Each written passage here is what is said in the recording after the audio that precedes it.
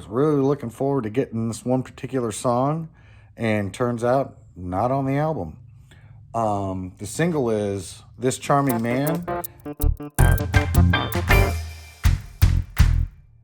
Hello, welcome to a Thursday Collection Connection, where we're playing that game. It's just an excuse to talk about records. I play the game with my brother, Plastic Eric from the Plastic Soundwave Cult. We ping back and forth from an album in my collection to an album in his collection, and back and forth ad infinitum. And you can catch his videos on his channel, the Plastic Soundwave Cult, on Mondays, and I play mine, as you see, every Thursday. So anyway, in Eric's last video, he talked about the debut album from the Smiths. And I don't know that I had, my memory fails me, I'm not positive that I had their first album on CD until I purchased the Rhino box set that was all of their entire discography in little album replicas cases. I may have had it, but it was definitely the Smiths album I was the least familiar with. Not sure why exactly, other than I seem to like them less the earlier they got, sort of. And I loved Louder Than Bombs, and I think it felt like it was the most represented on Louder Than Bombs. That first album had a couple of tracks, BBC sessions and such from that first album. Anyway, you would think that I would know it sort of inside and out, but I really don't. And so listening to it kind of reaffirmed that feeling of, yeah, they got better. And my wife, I think This Charming Man may be her favorite Smiths tune, but it wasn't really until later with Ask and Panic and the stuff, especially that's on Louder Than Bombs, those singles, that I really fell hard for what the Smiths were doing.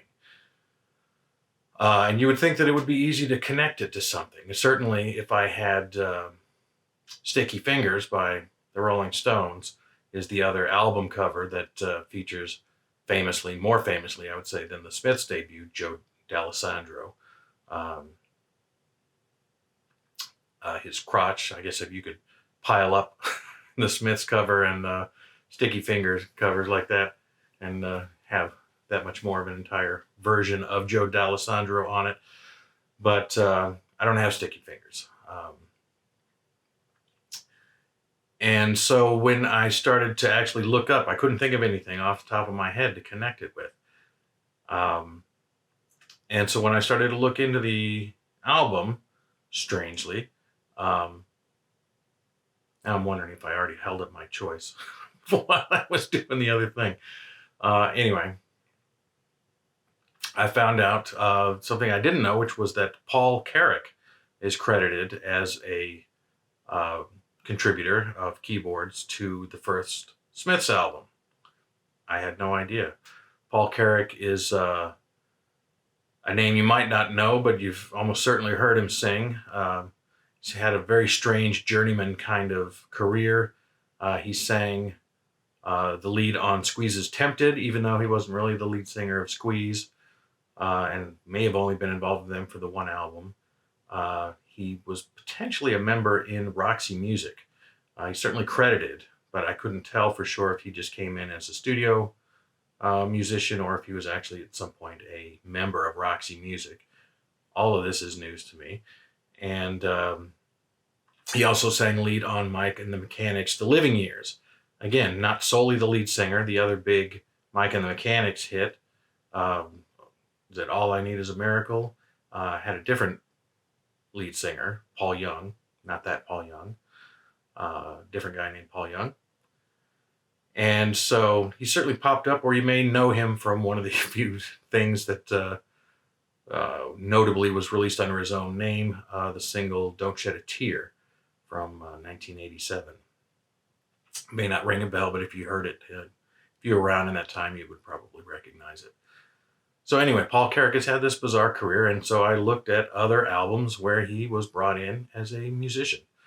and to see what I had. And what I came up with was the 1990 Aztec Camera album, Stray, which I probably held up more than a minute ago, accidentally. Um, the notable thing about Aztec Camera's Stray album is that it contains the song that I have proclaimed to be my favorite song, bar none, in the world, the title track, Stray, almost since the time of its inception, which puts a lot of pressure on it to be good, I guess, when Eric uh, listens to it. But I think it's the kind of thing, even if you found it was a good song, I think anyone's favorite song is probably a good song that came along during a particularly key point in their life. And 1990 was about the time when my world opened up, but all possibilities were still on the table. And the world seemed huge, and you could go in almost any direction. And something about this song captured that feeling for me, the feeling of searching for stability in just a sea of options. Um, not knowing how anything was going to turn out. Overall, it's a good album. The cocktail jazz sort of vibe that Stray and another standout track called "Over My Head" give off. I love. I wish they had that. They, meaning he, mostly Roddy Frame, was Aztec Camera. I think maybe in the first album, Highland Hard Rain, there was maybe more of a true band vibe, but pretty much up from the off, it was Roddy Frame's outfit. And I would say about half of it is really good. The album Stray. Um, I don't know that he's all that great at rocking out, and the couple of tracks that attempt rocking out are a little bit cringy, maybe, but none of it is bad. And then it almost goes so adult contemporary on something like The Gentle Kind um, that it's almost a little too bland and even keeled.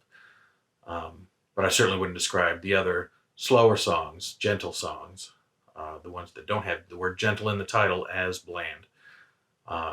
You should enjoy, Eric, the gentle arpeggios of Stray pinging back and forth if you listen to it over your stereo sitting in your room there.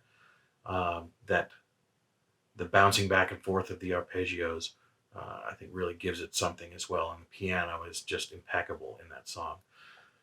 My favorite Aztec Camera album is probably their cheesiest one, actually, which is Love, the album before this, 1987. And it's the most dated 80s sounding vibe. But boy, I have a soft spot for that one. And it's probably the one, it's definitely the one that I listen to the most. It's definitely in my top albums list, even though I'm aware that it's kind of cheesy. But Stray has Stray, the song. It's got a bunch of other good songs. Song for a Friend is a gorgeous closer that I love. It's got Good Morning Britain, which was one of those attempts to rock out. It features Mick Jones from The Clash. And at that point, Big Audio Dynamite. But yeah, I keep meaning to bring up like additions. I've been thinking about the collection part of the collection connection, specific to. So in the last week would have been a great time to do that with the XTC Skylarking. But this is yet again an album that I bought more than once. This is a reissue from Edsel that's got a booklet, and a second CD with bonus tracks and such. Almost always, if an album that I love, especially the one that came out around the dawn of the CD, puts out a remaster, I will go for it. I will even take the. Let's wrap it up. I think I maybe just jumped cut something to this point because I was rambling, and so I'm going to wrap it up and say look for Eric's response on Monday on the Plastic Sound Wave Cult. I hope you enjoy the listen. And yeah, That's all I got. Thanks for watching. Bye-bye.